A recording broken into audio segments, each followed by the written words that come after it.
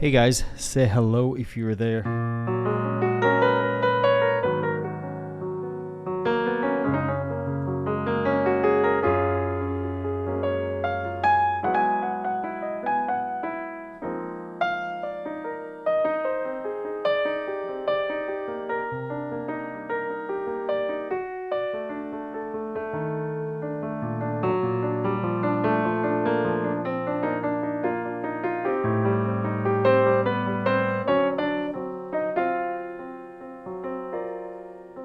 Canopus. Am I pronouncing it right? Hope.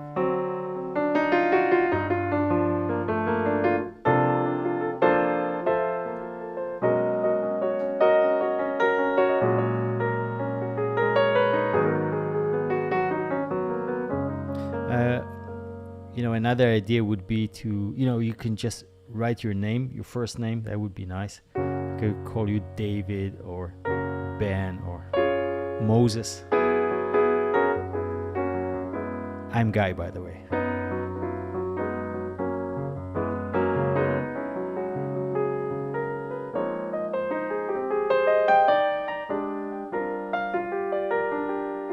Hey Scott. Good morning.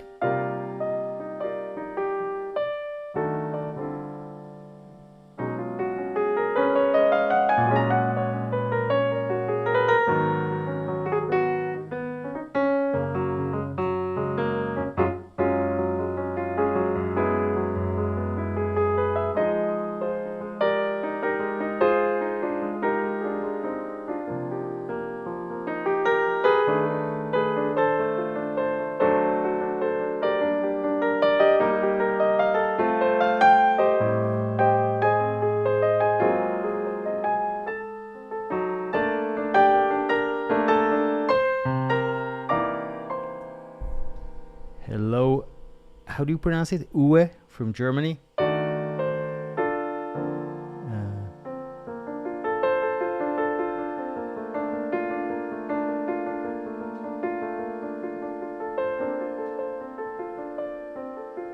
So I'm playing Choral by Keith Jarrett. Has one of the most beautiful magical modulations. So simple, starting from C. Okay, I'm going to talk about it later, but we're going to start with our topic for today. Our topic for today is why is the major, two things we're going to say about the major scale. Why has it been so successful in music? With all our interest in modes, the major scale is still the king, and there are some good reasons for that. We're going to talk about that. Then we're going to talk about how we can make this scale, the old major scale, more interesting, more like mode-like, with its specific color. Same way we are using the other modes, the Locrian, the Lydian, the Mixolydian, etc. So first, let's we hear about. First, let's talk about the major scale. What makes it special, and why has it been so successful? If you're looking at the music of the 15th and 16th century, you see music in different modes. For example, you see a mass in the Lydian mode. Let's see the Lydian mode. Let me show the piano. Lydian mode. But one thing you see more and more. I remember looking at some pieces in modal pieces from 16th century. So I see that it says mass in the Lydian mode, but then I see the composer changing the Lydian, that exact note that makes the difference between Lydian and major, and playing major scale instead. So why everything collapsed, all the modes collapsed eventually into major and minor, and in the music of Bach, Mozart, Brahms, and we hear mostly major and minor. So it's not difficult to explain at all, but it's nice. So if you're looking at the major scale, it has one important feature. So let's talk about C major, okay? C major, the two most important notes, if we had to choose only two, that would be the C and E, because E is telling us if it's major or minor. The moment we have C and E, we know it's major, right? So, but then we have another interesting thing. Look at these two notes. If we're moving one note below the C and above the F, we get this triton BF. And if we add G, it becomes G7. Or if we don't add G at all, it's just this triton, and it leads beautifully to this C and E notes, the C major chord with only two notes. So we have this tension and release, and we see this tension also in we can see it in this diminished chord, also here. Here it is. Okay, and if we're looking at other modes, let's look at the other two major modes that also have C and E. So we have the Mixolydian. Let's play it. Okay, so with the Mixolydian, we have C and E, but we get 7 and now. When we're playing it, I mean, we have B flat and F. When we're playing B flat and F, there's no tension. This is a beautiful fifth interval. It could go to C, but it doesn't have to resolve to the C. It could also go like that, move like that to the F major, F and A. So that's why in the Mixolydian, we have this progression of moving to the 7 B flat and then to the F major. Okay, that's the sound of the Mixolydian mode. Let's look at the other mode that has these two, see if we have the same triton. So the other one is the Lydian mode. Almost like the major, except for this note. So let's try do, and again, again we have a fifth that doesn't need to go. It could go to C and E, but could as well move this way. Like that. So the only one, and we're going to talk about the only one of the major modes, the major, the Lydian, and the Mixolydian, that's the only one, the major is the only one that has this beautiful game of tension and release, like that. Okay, let's look at the minor scale. So we have, that's the Dorian mode. In Dorian mode, again, we have this motion. Again, a pure fifth, no tension at all. We could go here, but we don't have to.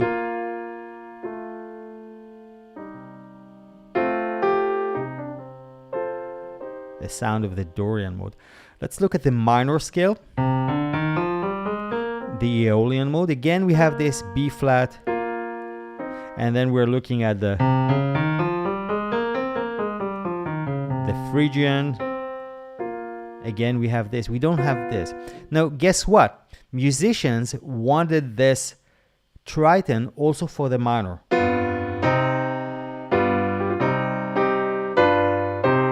So what they did, they changed the minor scale into harmonic minor, and now they can have, let's try play from memory Mozart.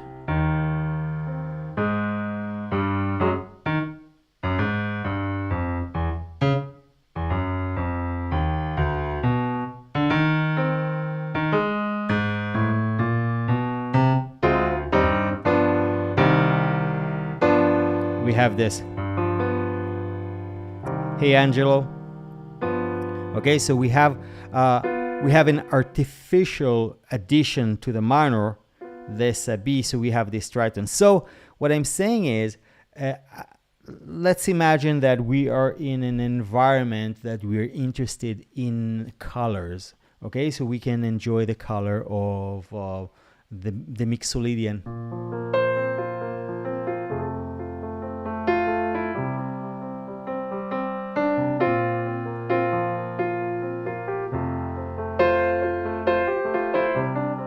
if we want the color of Phrygian. I think in one of his last videos, the Corona time videos of Chicoria, precious videos, he revealed his secret for sounding like, you know, his use of the Phrygian scale. So he played this octave plus,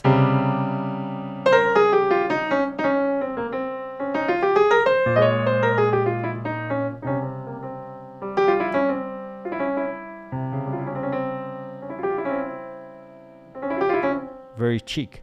Okay, so I mean, if we're interested in playing, in enjoying the colors, and we do nowadays, we're gonna try to incorporate the special sound of the modes.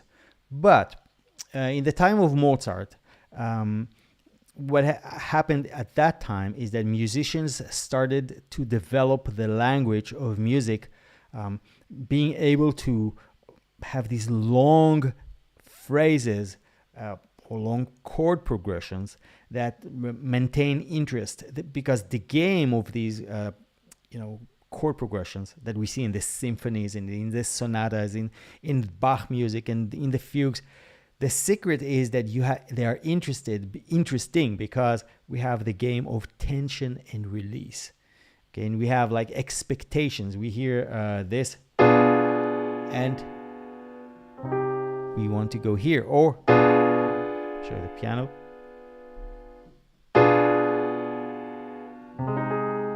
Or we get some surprises sometimes.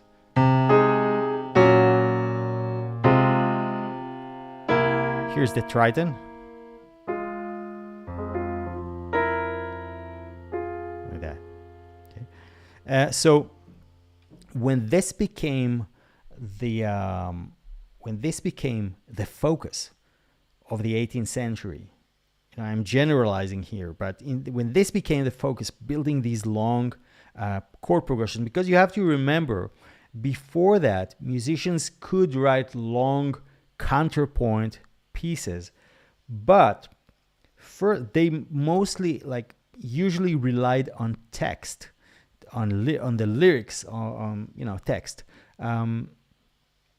because other than the text, there was no reason for the music to last longer than, there was no real story told there by the music itself. So it was, it was like voices moving, creating nice combinations of sounds. But at some point it started, at some point it ended. In the symphonies of the 18th century, what we're seeing is stories told without words. We're hearing a Mozart symphony. It's almost like a Mozart opera. And that's because he's playing with this tension and release. And for that matter, for this type of work with tension and release, the major scale and the minor scale are the best because they have this Triton.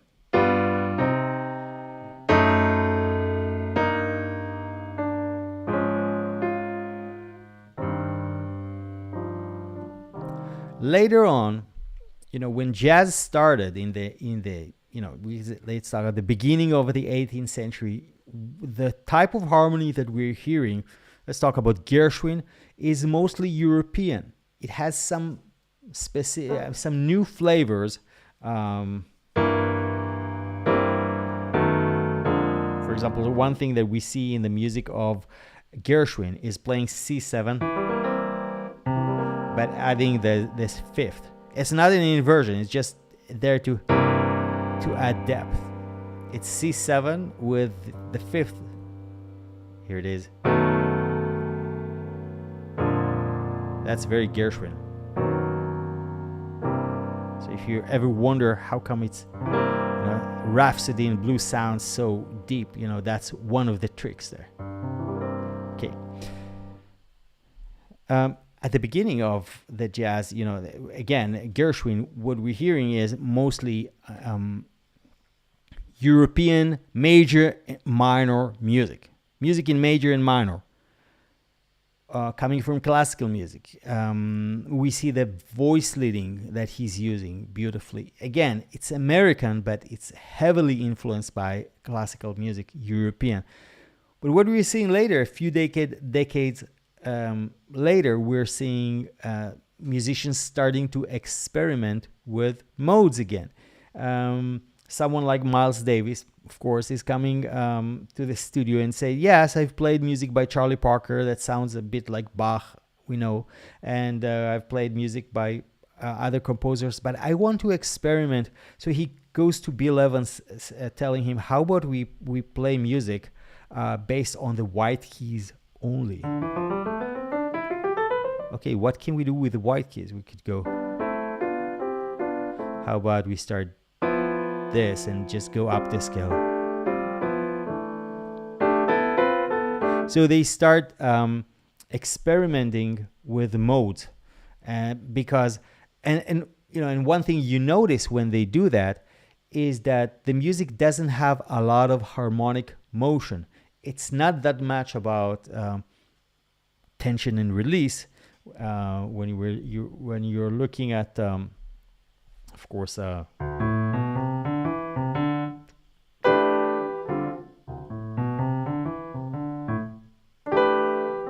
so what? Two chords, then he goes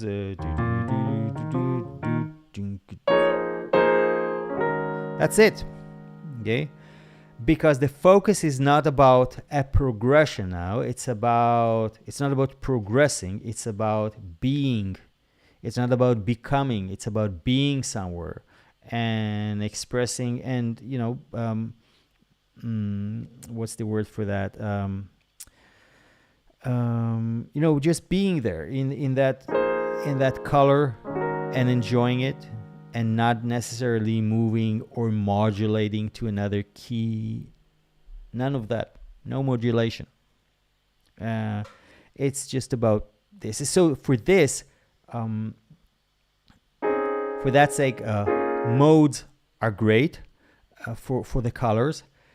We also see some composers. Rick Beato is one of the composers who like to choose a specific mode and stay with that mode, and then explore all types of chords that I don't know their names yet, but they're like the flat 2 and the Lydian, and I need to watch these movies. His YouTube videos on that subject, because he's gone far. He has gone far with that. Staying in the moment, Larry, exactly. Stay in the moment. It's also the stuff that you see from French classical music earlier, a few decades earlier, by Debussy. It's not that much about. It's about experimenting with new sounds, and so that's the reason major and minor. That's the reason major and minor has been so successful. Guys, don't forget to like the video if you like it. Just to making sure if you remember, and you can maybe later comment. Just help the video. I know you're there, and it makes me happy enough. But just for YouTube, it's really helpful. So that's the reason that Triton, we can point to that as one of the elements that made maybe the primary element that makes the major scale so suited for the development of that new wave of the 18th century, which says, let's make music without words. Can we do that? Can we hold interest? Can we make it interesting enough that the listener can like follow it like a story? Is it possible? Yeah, Mozart can do it, but it started with composers before Mozart that started. That's what we call, that's the development of tonality, and tonality is starting to develop. People say roughly the beginning of the 17th century, a bit before, after, but yes. All right, so Ola from Brazil, yes, from Portland, and so Len. Now you're in Brazil. Wow, amazing. So winter is starting in Brazil. So I've heard. Here's summer. It's summer here in Israel. Yes.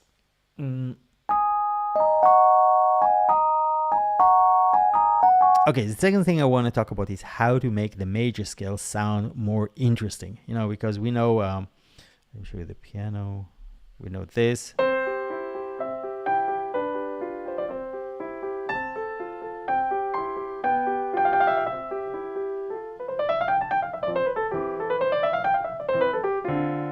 One of the most beautiful D minor sevenths. So this is the major, the sound of the classical major. So how can we make it more interesting? I just posted on that on my Instagram account. By the way, you're welcome to visit me there if you haven't yet. Many videos and daily lessons and quizzes and a lot of stuff on my Instagram account by the same name, by the way. So how do we make it more interesting? What we can do, you know, each mode has 2 or sometimes 3 primary chords that give it its distinct sound. Each mode has 2 primary chords that gives that distinct sound of the mode. Of the major scale. The major scale is the only one that has both the 4 and the 5 as major chords. Because if you're checking, for example, the Lydian mode, the 5 is minor. If you're checking the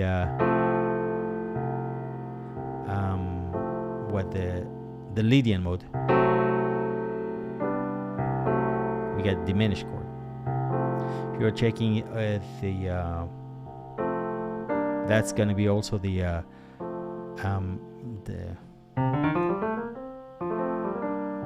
Dorian, and then in the minor, and then so the only one, the major, is the major scale. So to get the sound of the major scale, you could play, one way is to hold C in the bass and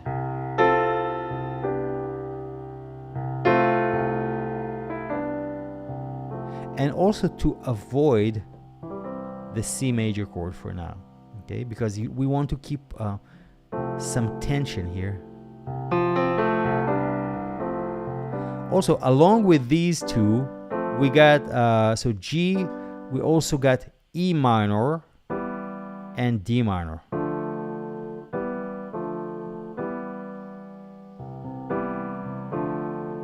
You know, some songs from the 80s. I also like to move from E minor to D minor this way.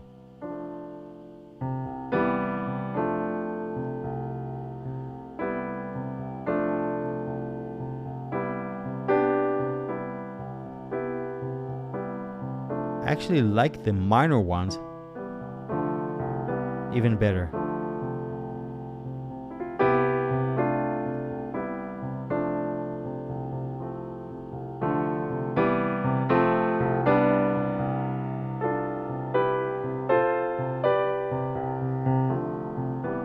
Let's modulate to E flat.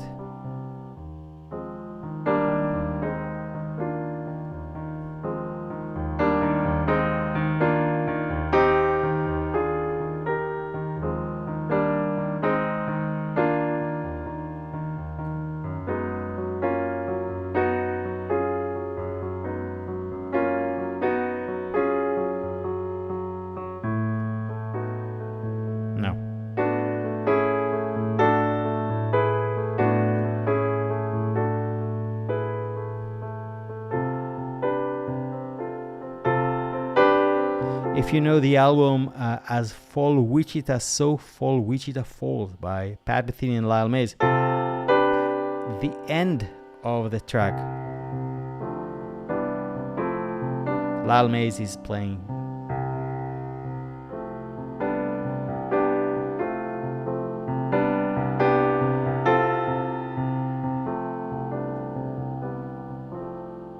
Let's try it in D flat.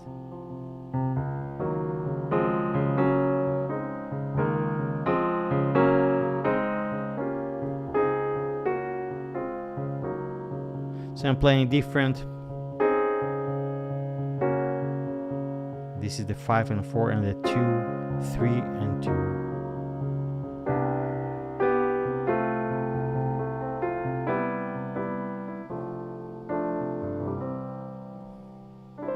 Okay, yeah, I think all of a sudden the major scale is getting this specific sound. Sounds like a mode all of a sudden. It's because I also played it as a mode. If you notice, it did not go anywhere. It was not a progression. It was just exploring the sound of the major, staying it for a long time. And again, that's what we have at the end of Wichita. That's fantastic. Okay, so we have a comment here that I want to read. I'm an adult piano learner. Thank you. I can work months in your 1 minute videos and still you make me want to learn to burn my piano. No, absolutely not. Don't burn it. I mean, is it digital? Is it dangerous to burn it? Don't burn it. Practice, enjoy it. I mean, what you can do is pick the progressions that you personally love. That's because when you play the ones that you love, you have the extra energy to work on. Because otherwise, it's a combination. I always say to my students, learn the major scales. Learn the major scales, because once you know the major scales, everything becomes easier. The modes, the minor ones, chord progressions, and everything. That's a great beginning. But at the same time, we have to do what we have to do. But it's really important that you practice stuff that you love. So don't burn it. Instead, choose the one and post it. Show me. You can DM, send me a DM. Show me you playing a progression. That would be very nice to see. Okay. Still have okay. Let me see. Still have it in here in. Namaste Sensei. Sure.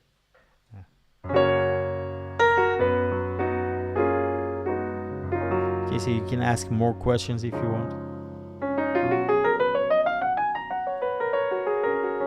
This is Q&A time.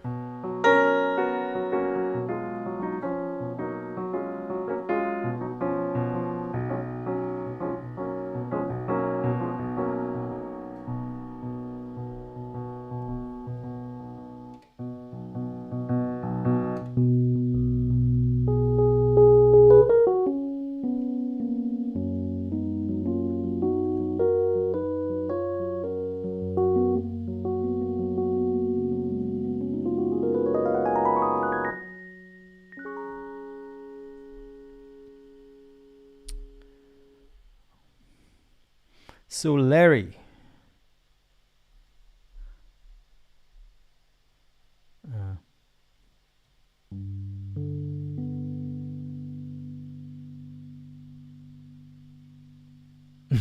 exactly. Larry is talking about Messi. You cannot.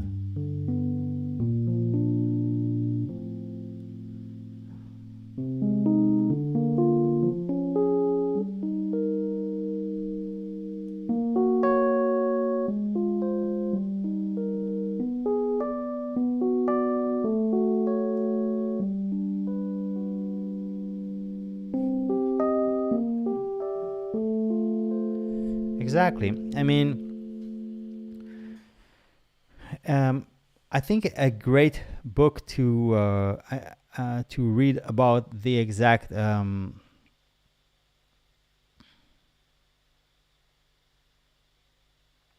Okay, so let's talk about some tips of how to major scale give a very predictable sound. Yes, they do.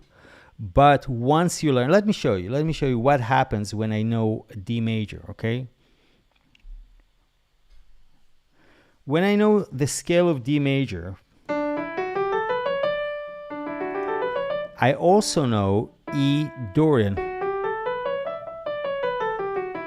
I also know B minor.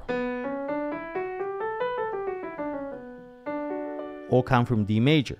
Okay, I also know, so when I learn a scale, I also learn the 7 scale degrees: D major, E minor, F sharp minor, G major, A major, B minor, C sharp, diminished, and D. These are the 7 scale degrees of the major scale.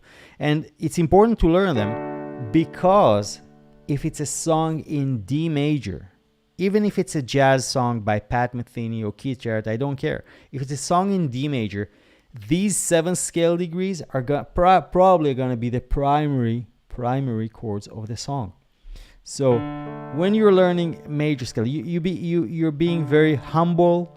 You don't try to sound the most modern or the most original right away. You learn the music same way as LeBron James is learning to pass the basketball. Okay, before he's doing all the crazy dunks, he needs to know how to pass the ball. This is what we're doing with the scales. So what I'm saying, once you learn the 7 scale degrees, you can play them. You can write them down: D major, E minor, F sharp minor, G major, A major, B minor, C sharp diminished, and D. And then when let's look at them. This is the D. This is the G. Of course, it can come with a major 7 extension or with 9.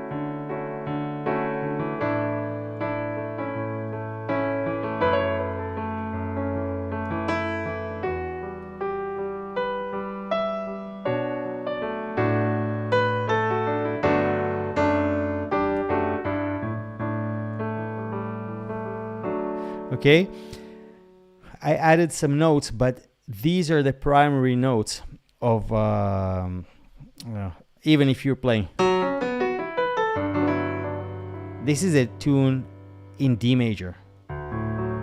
Okay, start with a 4th degree.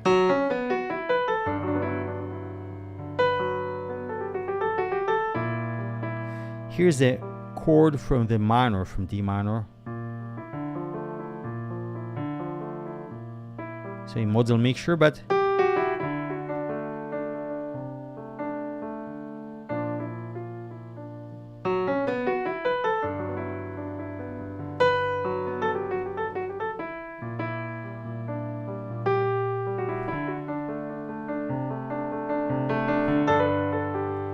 what did I tell you? There are the scale degrees of G major are the primary chords. So we have G to D. And then how is it?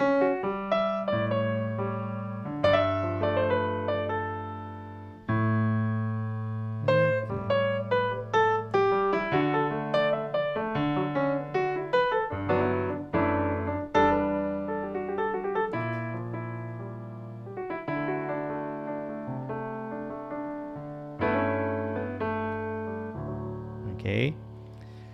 So yeah, definitely start from the major scales. Make sure that you know this. This is the checklist. Okay, what is note 2 in D major? E. What is note 6? B. Check yourself while you're in the shower. You can practice this. What is note 4? G. What is note 7? C sharp. Okay, scale degrees. What is the 6th degree? B minor. What is the 5? Well, 5 of D. A. What is the 4th degree? G. Okay, like that. This is how you practice the scale, and you can leave it at that, and it will pay off big time later from experience. Okay, let's see. Another tip for thanks, Jeffrey. Yeah, you join us straight into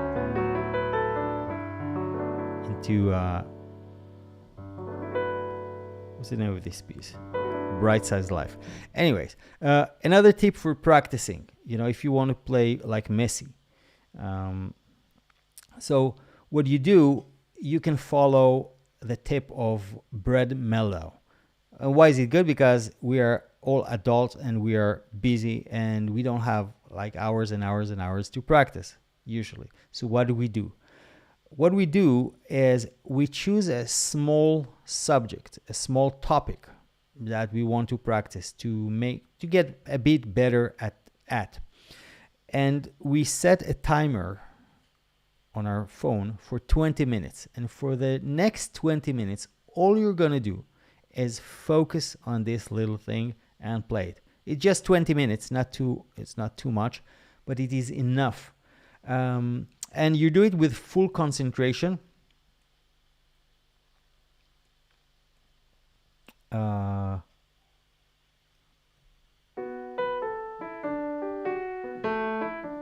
Yes, there was a notification. So for the next 20 minutes, you're practicing this small topic and you leave it at that. And the next day, that's the secret. That's the thing that adult people can do and the young ones have more difficulty with. What we can do, because we're more mature, we can come back to it the next day and we can practice the same thing again. It's going to be a little better. And then the next day and the next day and the next day.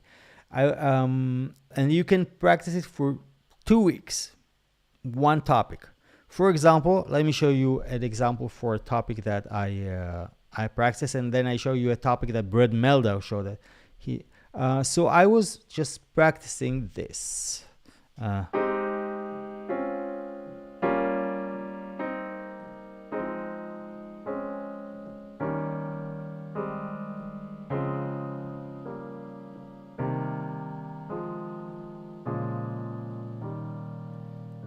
So why did I need more than 1 day or 2 days or 3 days to practice? It's because I wanted to get to a point where my hand is in full control, because I wanted to play the first one heavier and these ones softer. So to play it softer, if I just go with my fingers, I don't have much control. But if I go like that, raising my hand like that, and this is the extra time that I needed for.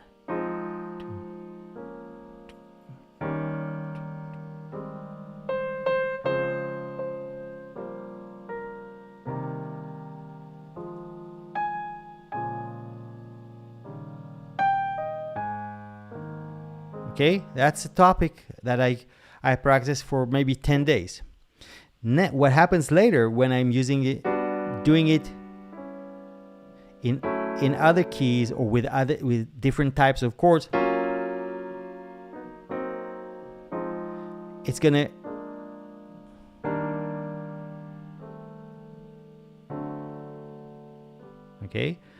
it's gonna make all the rest of the possibilities better. So the time it was well spent. Okay, here's an example of what Brad Meldow spent a few weeks practicing. Okay, I think a few weeks, because that's what he said.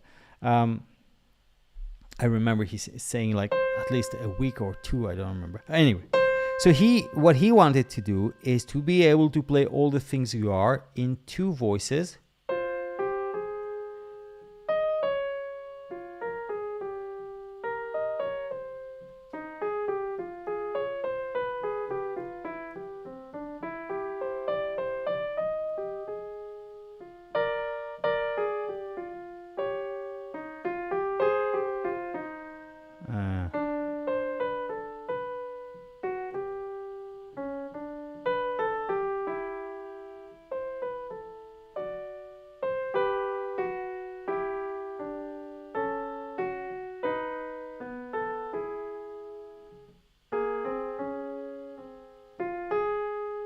You see, that's why.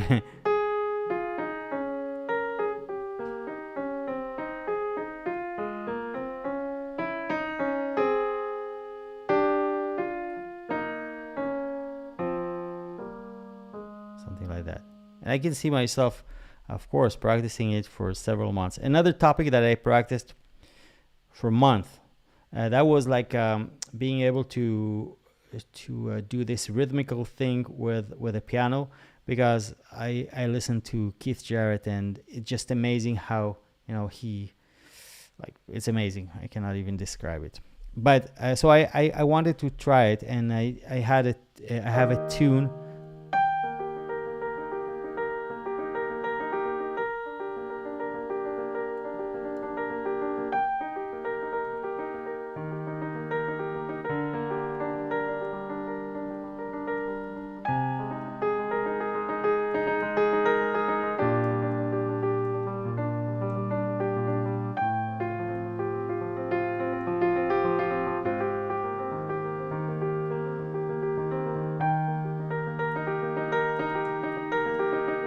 So I just stayed on this chord for like 5 minutes.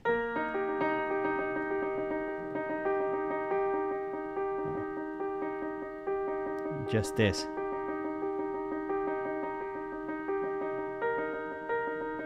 How about these two? And then I said to myself, oh, that sounds like Bach.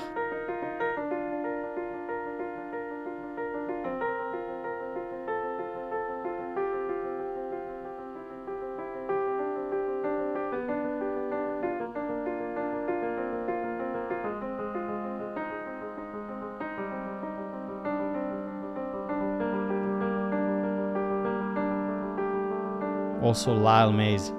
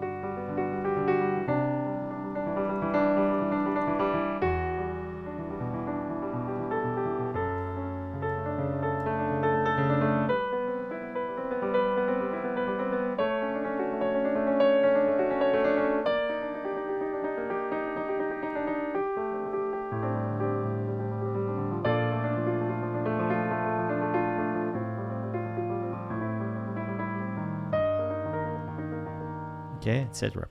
So this was a month of practice.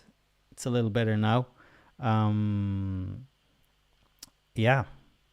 So that's the tip. That's the type of stuff that we can do today as more mature people. We have more patience, hopefully. And the last tip I want to talk about is what is the thing that prevents us from being patient. It's that voice inside that is telling us something like, you're not very talented, are you? You should have known it by now. Or you need to practice more stuff. This is too little. You need to learn the scales and like 70. What are you doing? Just practicing. And this is the name of that person that is talking is our dear ego. That our dear ego, and this is the this is what Kenny Werner is talking about. Kenny Werner, in his famous book Effortless Mastery, and apart from Effortless Mastery, we have he has a new book, I think Being or Becoming the Instrument. And he's talking about this ego, and it's one of the funniest thing in the book, because he's describing the ego, telling us that we should not stay too long on one thing. We should practice more stuff because Jacob Collier, because all of these very talented people. So what are we doing? And then when we're at the gig or playing for friends and we want to play this jazz standard, that all we want to do is to play jazz standard. We don't want to do Jacob Collier stuff. We just want to play all the things you are, and we cannot do it because we didn't practice it. And guess who's the first one to complain? Oh, I knew it. The ego again. The ego was the one who told us not to practice, and he's the first one to complain. Terrible. So this is the thing that Kenny Werner is teaching like brilliantly in his book, Effortless Mastery. I highly, highly, highly recommend it. And it's also a great read if you haven't read it yet. It's fantastic. It's very, very funny and amazing. Okay. So, yeah, I've talked a lot.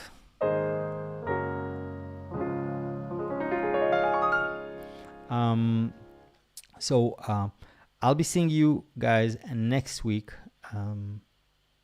same time, and we're gonna talk about more topics that have to do with harmony and how to practice and theory. And if you have special requests or suggestions, let me know. Yeah, thank you for being here. Let's say goodbye.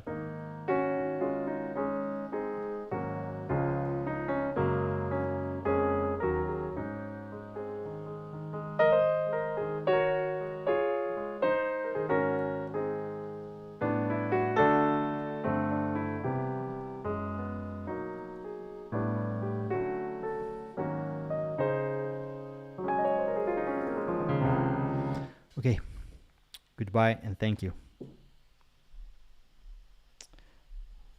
Pressing the finish button.